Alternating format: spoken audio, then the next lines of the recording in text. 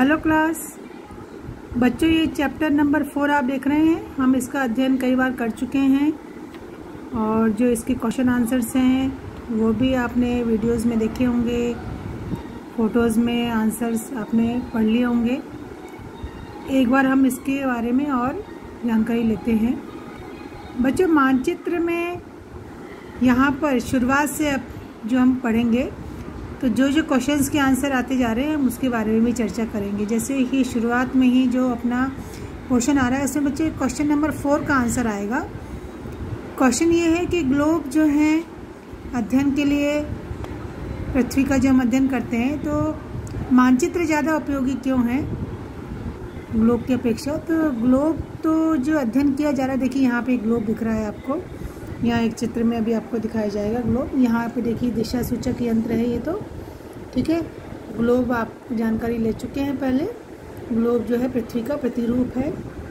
तो ग्लोब हम पृथ्वी का अध्ययन करते हैं तो हमारे लिए बहुत उपयोगी साबित होता है, पर हम उसमें क्या होता है केवल पृथ्वी का एक ही भाग देख पाते हैं। कोई देश है, कोई राज्य है, कोई शहर है, वो जो अपन गहराई तक जाना चाहते हैं, किसी एक विशेष क्षेत्र को देखना चाहते हैं, तो उसके लिए ग्लोब उपयोगी नहीं होता है। ऐसे स्थिति में मानचित्र जो है उसका उपयोग हमारे लिए आवश्यक हो जाता है। तो मानचित्र एक छोटे क्षेत्र को भी दर्शा देता है और बहुत सारे मानचित्र होते हैं, उसमें हम अलग अलग क्षेत्र के बारे में जानकारियाँ ले सकते हैं।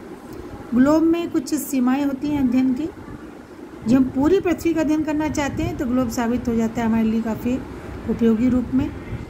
तो मानचित्र बहुत सारी ज़रूरतों को पूरा करता है और पृथ्वी की सतह पर या इसके एक भाग का पैमाने के माध्यम से खींचा गया चित्र होता है, क्योंकि गोलाकार जो सतह होती है, गोल ग्लोब है, ठीक है, उसको हमें देखने के लिए बार बार घुमाना पड़ता है। तो मानचित्रों से ग्लोब की अपेक्षा में ज़्यादा जानकारी प्राप्त होती है, ठीक है, इसलिए इसको ग्लोब से ज़्यादा अच्छा माना जाता है अध्ययन के लिए। फिर यहाँ पे हमने देखे थे मानचित्र के प्रकार। जहाँ पर प्राकृतिक आकृतियों को दर्शाया जाता है उसे भौतिक मानचित्र कहते हैं। जहाँ सीमाएं रेखाएं होती हैं राज्यों की, इनकी, उसको राजनीतिक मानचित्र कहते हैं।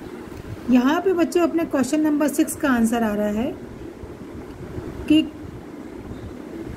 कई प्रकार की जानकारियाँ जो हमको जाननी होती हैं कि वो कौन से मानचित्र हैं जो विशेष जानकारियाँ प्रदान करते हैं। जैसे सड़क का मानचित्र है, वर्षा का है, वन का उद्योग, थीमेटिक मानचित्र क्या कहा जाता है उसको, थीमेटिक मानचित्र। फिर अपना क्वेश्चन नंबर 1 आता है बच्चों, देखो यहाँ 1 लिखा हुआ है। क्वेश्चन है मानचित्र के कितने घटक हैं। तो मानचित्र के 3 घटक हैं, दूरी, दिशा और प्रतीक, ठीक है।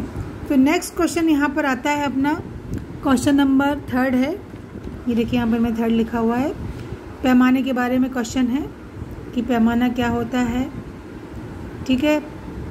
तो जिस तरह से मानचित्र में हम किसी भी क्षेत्र को देख सकते हैं, तो वास्तविक दूरी जो होती है उसको अगर दर्शाना होता है हमें, तो कागज़ पर जब हम पैमाना बनाते हैं तो देखिए पैमाने के यहाँ पे डिटेल दी है। स्थल पर वास्तविक दूरी और मानचित्र पर दिखाई गई दूरी के बीच का अनुपात होता है।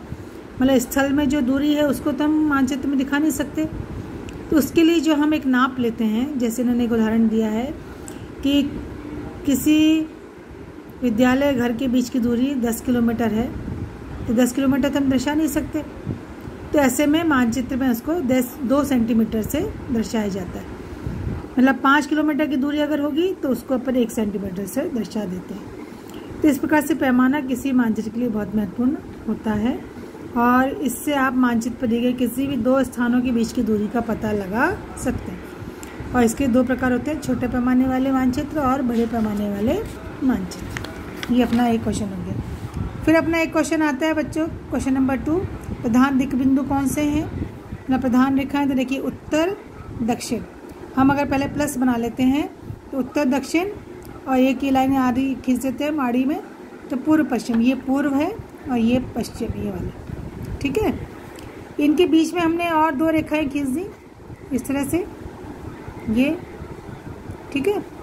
तो ये उत्तर के और पूर्व के बीच की उत्तर पूर्व, उत्तर और पश्चिम के बीच की उत्तर पश्चिम। ये ऊपर वाला जो गोला हो गया आधा गोला इसमें प्रधान जो है बिंदु वह है उत्तर, और ये जो नीचे वाला अगर अपन गोला हाफ गोला बना लेते हैं ये, तो यहाँ पे दक्षिण है, तो दक्षिण पूर्व दक्षिण पश्चिम, इस तरह से ये प्रधान दिग्बिंदु माने जाते हैं, और ये जो है वो दिक्सूचक है। ठीक है, अब आगे क्वेश्चन आता है बच्चों प्रतीक। ये तीसरा प्रमुख घटक है, और प्रतीक से क्या हम अध्ययन कर सकते हैं। प्रतीक चिन्ह जो होते हैं ये कम स्थान में हमको अधिक जानकारियाँ प्रदान कर देते हैं।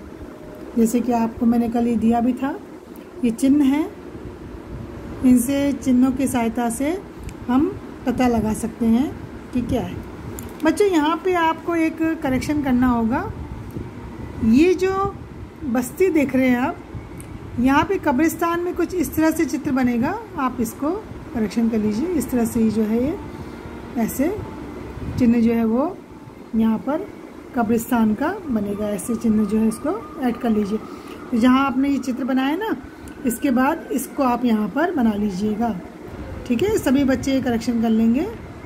ये बस्ती ये वाली हो गई, और ये हो गया कब्रिस्तान। तो इस तरह से जो है ये हम किसी क्षेत्र के बारे में जो हम दर्शाते हैं, जिनके माध्यम से वो प्रतीक चिन्ह या इनको रूढ़ चिन्ह भी हम कहते हैं। तो आप इसको यहाँ पर अपनी कॉपी में बना लीजिएगा।